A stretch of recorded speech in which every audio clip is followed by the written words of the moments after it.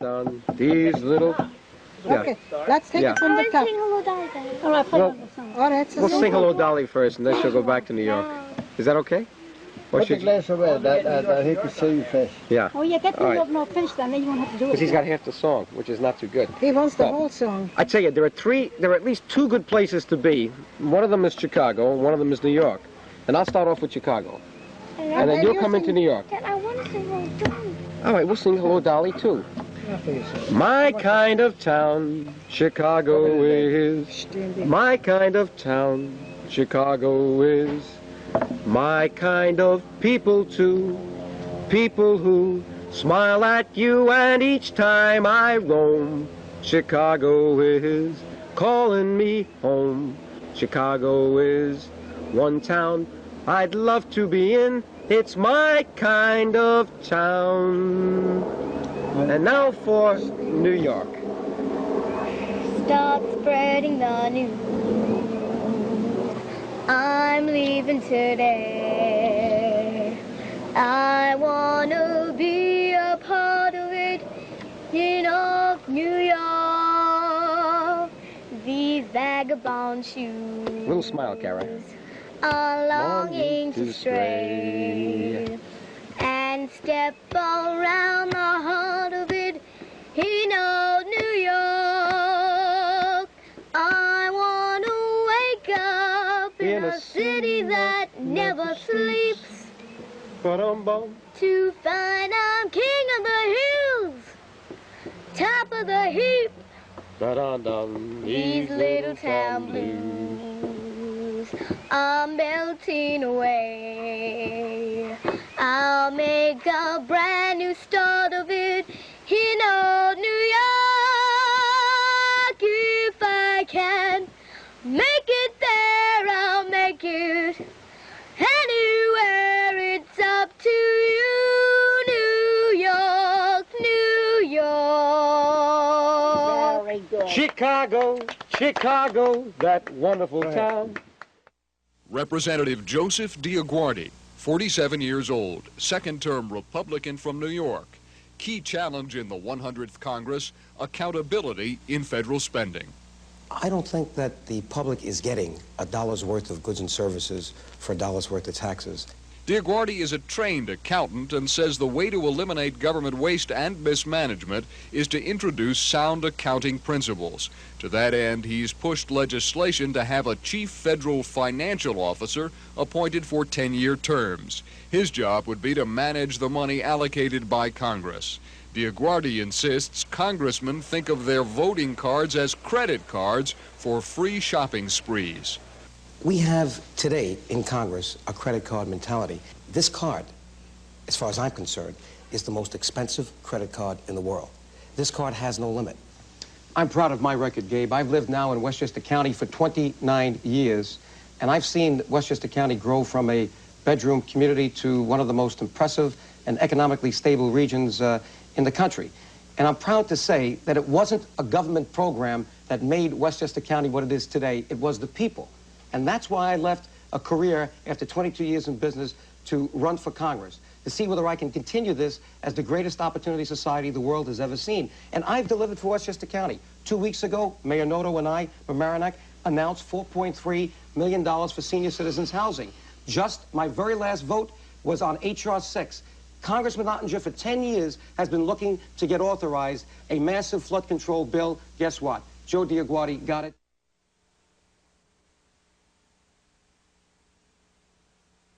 Ladies and gentlemen, the President of the United States and Mrs. Bush.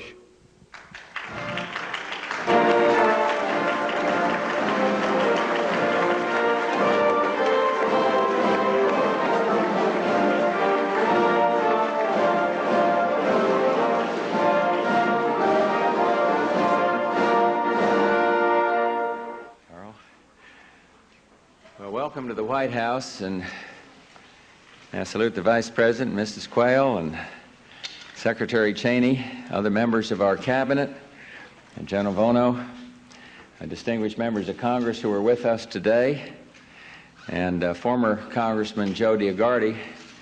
I'm especially glad Joe's with us here today. To the former Medal of Honor recipients, I salute each and every one of you.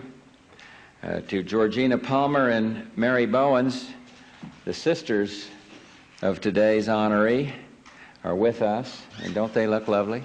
We're just delighted. Today, Corporal Freddie Stowers becomes the first black soldier honored with the Medal of Honor from World War I. He sought and helped achieve the triumph of right over wrong. He showed, as this year has proved again, that an inspired human heart can surmount bayonets and barbed wire. 73 years ago, the corporal first was recommended for a Medal of Honor, but his award was not acted upon. In 1987, then Congressman Joe DioGuardi and my friend, the late Mickey Leland, known to many here from Houston, discovered the Stowers case while conducting other research. And the Army took up the case. And last November, the Secretaries of the Army and Defense recommended that Corporal Stowers receive the Medal of Honor. I heard his story, accepted their recommendation enthusiastically. It's been said that the ultimate measure of a man is not where he stands in moments of comfort and convenience, but where he stands at times of challenge. Next, former Congressman Joseph DioGuardi will take your comments and questions about the federal budget and congressional budgeting process. After I left Congress, it dawned on me that if I was going to leave any legacy for the 4 years that I was there, it should be a report to the people of the United States of America as to what I saw as a professional CPA, having been trained for 22 years with one of the world's largest accounting firms, to see certain things that the average person, and certainly the average congressman, didn't see and still doesn't see. That we have a system, a budget process, we have a system of accounting, a system of keeping books that is not the system that government imposes on you. In fact, it's the worst system that can be used. And in the book, I make the comparison between the bankruptcy of New York City in 1975 and the theoretical bankruptcy of the United States of America sometime in the future, making the case that the new bankers for the United States of America are not those banks who were buying the municipal bonds of New York City back in '75, but Japan, Germany, Great Britain, who are buying tens of billions of dollars worth of treasury bills and treasury bonds. So we're kind of hooked on foreign capital. The point is that today, and let me give you the bottom line, the United States is using a Mickey Mouse accounting system. It's called the cash basis. They use it for the budgeting, they use it for the accounting, they use it for everything. It's a system designed for politicians because you can accelerate income, you can defer expenses.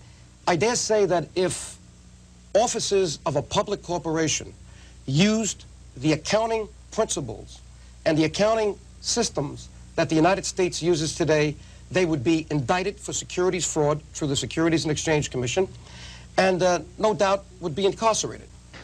Joe DioGuardi, let me start with you. You're lobbying the U.S. administration on Kosovo. Where does the issue appear on the list of the U.S. administration's priorities in the first place? First, let me say that I'm the volunteer president of the Albanian American Civic League, the only registered lobby of the Albanian people here in America, representing the concerns and interests of some 400,000 Albanian Americans, and Kosovo is at the top of our list.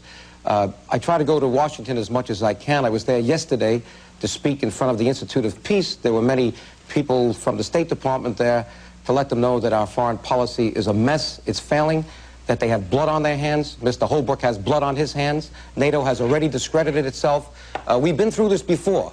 We saw it in Bosnia. We diddled, waffled, and dawdled for 3 years, saying that nothing could be done, and then finally, we couldn't take the bloodshed anymore after seeing Srebrenica and the Market Square in Sarajevo. We're seeing it right now in Kosovo, and we acted. The Pentagon is saying now that absolutely no consideration is given, or is being given, to sending in troops either from Canada or the United States.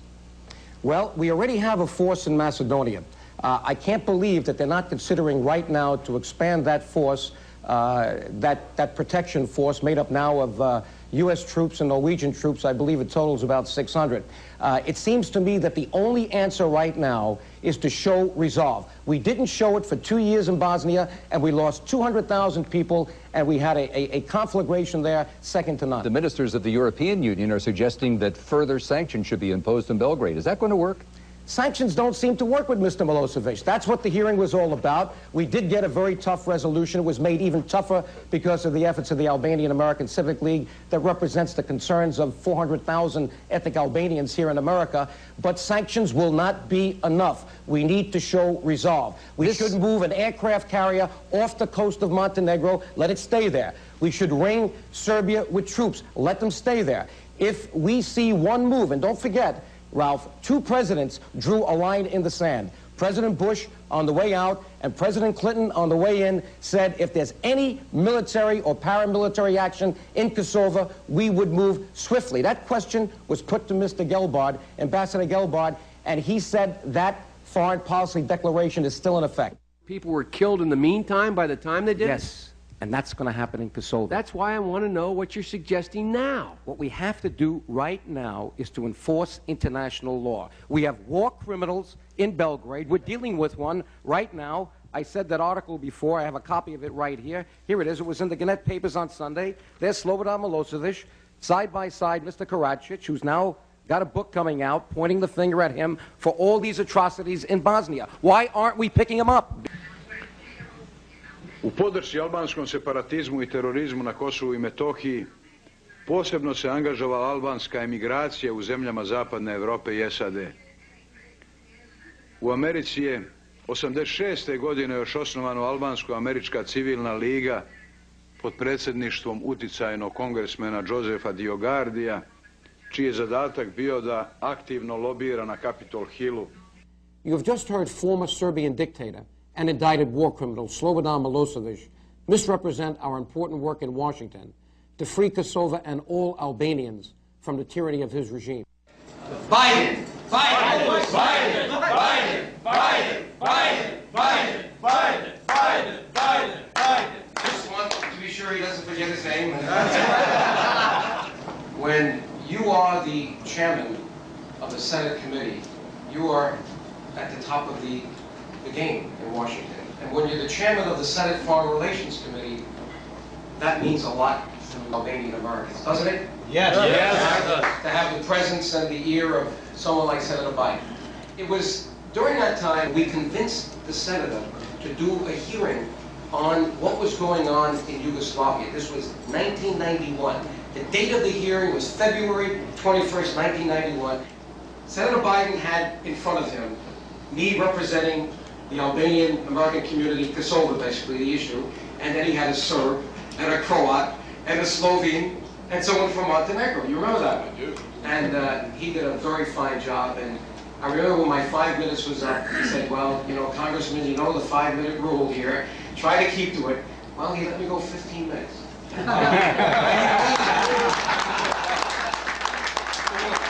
As you know, after the 1991 hearing, Senator Biden emerged as one of the few and major voices in the U.S. government to challenge Slobodan Milosevic's genocidal march across Southeast Europe for 10 years. This is very important. I came for 2 reasons. Obviously, you're helping me, which I truly appreciate, and I came to thank you. But I want to thank you in another way as well. I want to thank you for an education that has literally, not figuratively, changed my life. I thought I was relatively well informed. I worked very hard at it, and I thought I was well informed.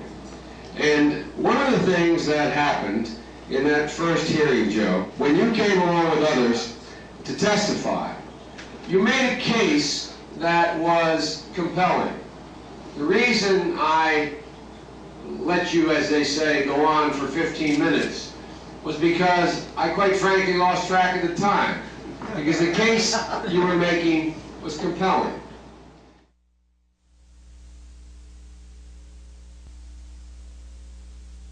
When Joe DioGuardi had his first important encounter with Senator Joe Biden, it was a hearing run by Senator Biden and Senator Pell, And Joe was testifying, warning the United States government that a war was raging in Croatia. There had already been one in Slovenia. And he said, he in fact implored the Senate committee, if you don't do something, if you don't act now, you are going to have a major war in the Balkans, because Albanians cannot tolerate year after year, and we're talking really now 100 years, of racism, of torture. Thank you very much. Thank you very much. I will continue with every fiber in my being to keep America involved with troops that can shoot and kill to protect the rights of the Albanians wherever they reside in the Balkans. Let me define for you what I mean by finishing our job. We should stay till the job is finished. Let me define what that is. The definition of the job being finished is that there be a genuine growth of democratic institutions and the region, including Kosovo and Macedonia and Albania, a free and fair elected Albania, that they are on the road. They're on the road to NATO membership, and they're on the road to becoming part of the European Union. Because until that moment arrives, there will be no real security for Albanians living in the Balkans. And my last statement would be that it is the Kosovar Serbs that need to be at the negotiating table in the fall with Kosovar Albanians, not Belgrade. Thank you very much, Mr. Chairman. Thank you very much, Mrs. DioGuardi. Mr. Rohrabacher.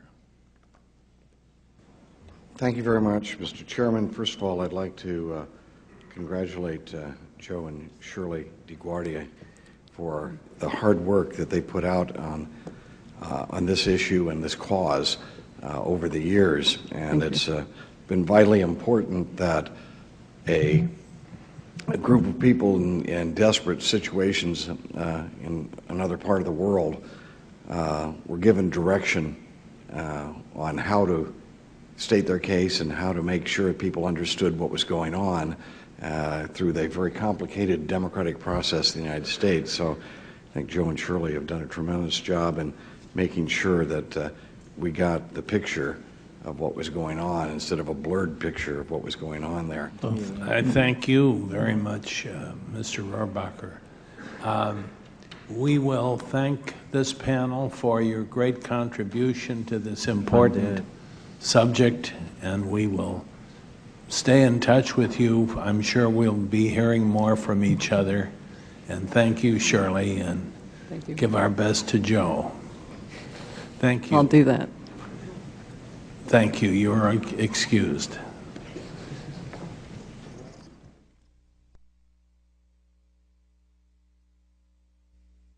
We have another very special guest, the senior senator from the state of New York. I served with him in the Congress for 4 years, Senator Schumer, another Jewish American.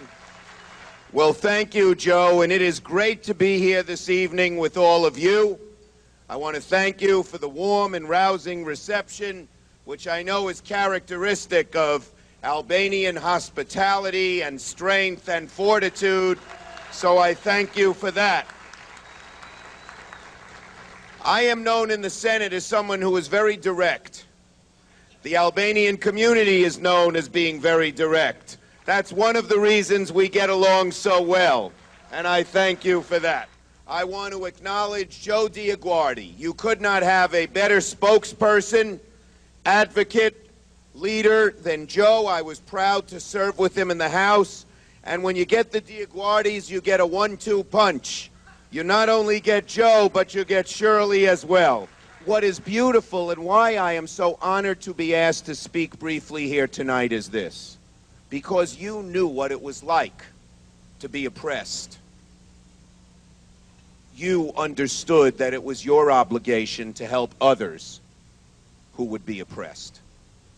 And that's what this community did during World War II.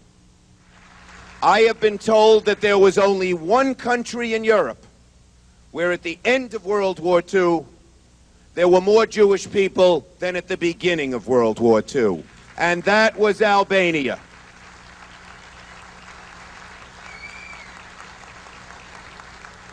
So I came here tonight to say thank you. To say thank you for what you have done. We share many things, the Albanian people and the Jewish people. An understanding about hard work, a devotion to family and community, and a love of America and New York. And we will not forget, just as you helped us in our time of need, we are here to help you in your time of need, and the two communities will stand shoulder to shoulder together. Thank you. God bless you. And Raft Kosova.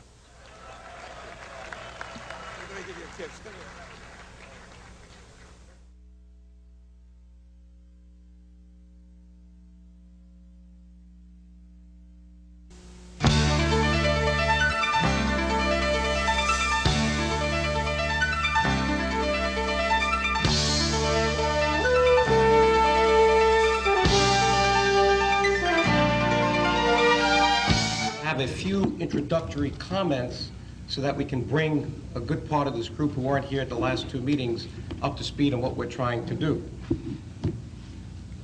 I think everyone knows who Jerry Nadler is, by the way. He's a current sitting congressman. He represents the Red Hook area of Brooklyn, someone who has distinguished himself in the Assembly and now in Congress in many ways, but specifically for us, with his knowledge of the issue of industrial and economic development in New York, mainly the port situation. For 15 years, Jerry has been trying to educate, inform his constituency and the public at large here in New York about the problems that we have here in the Port of New York versus the Port of, or at least the Port of New Jersey. But the issue that we're trying to frame is that this is not a New Jersey or New York problem, it's a joint problem. And if we don't solve this problem of the Port of New York, we will lose the Port of New York as we now know it, or as we did know it, to places like Halifax and Norfolk. And all of you, I believe, know Mike Long, who's chairman of the Conservative Party of New York State. Now, at our last meeting, I made some comments and characterized the first meeting between Mike Long and Jerry Nadler as one as love at first sight. And that turned out to be, in a sense, a mischaracterization, and Mike Long made some comments. When we had that meeting, it wasn't, Mike, the fact that it was love at first sight for Jerry or his party, it was the idea.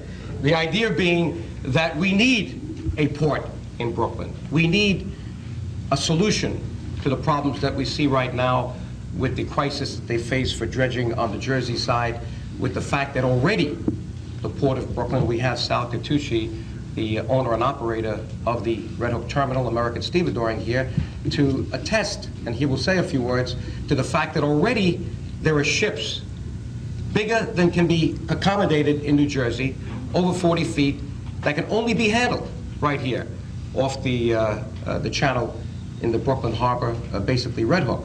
And this is going to get worse and worse. Jerry's made some calculations based on what is already being built and what's going to be built that will show that if we don't take some action, the Port of New York will become obsolete, and in many senses, and in many ways it's already obsolete, and therefore we will become a feeder port to what is happening already in Halifax and Norfolk, Virginia. We have politicians running around using rhetoric like accountability, transparency. They throw these terms around, and they throw the terms around lockbox trust fund. People have taken them at their word. People have voted for them. There's been an exchange of political capital here, moral capital, not necessarily financial capital. And the title of Mr. Spacek's book, when he put all those speeches together, is Fairness. Fairness in accounting and in financial reporting. That's the key word. Are we being fair to the next generation and to other constituencies by not indicating what the real liability is, because we've promised it? Is the United States going to be competitive? Is the United States going to win this global battle now that we're in a global economy, so we don't become a hostage to China and Japan? And we are almost there with respect to the money that we borrowed, and I hope we continue to borrow, but somehow we got to break that chain, because it's not the right thing. If we want to be the leader of the free world, we cannot be a hostage to other nations. What you do is think about what made this country great to begin with. How did we overcome all these deficits? And how did we overcome this national debt without going under so far, although we're thinking that this could be a problem in the future? We are the most productive country in the world. We have a technology edge that put us there. And productivity offset all the waste that you've seen and many of these deficits. So who's to say in the future, if we do the right things, and we need to report where we stand before we can do the right things? That's why your role is so important. Who's to say that two people cannot become three with technology? So the issue is not to look at just the size of the family, look at the potential of two people to become 3, 4, 5, and 6 if we are competitive, and if we allow them the tools they need in order to produce, and produce in technological terms, Microsoft, Google. That's what's keeping this country ahead of the game.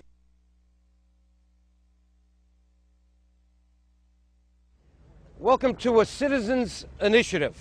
And let me say how proud I am to stand next to an elected official from Westchester County, Paul Feiner, a Democrat, my mother's favorite elected official. She couldn't wait to vote for you, Paul.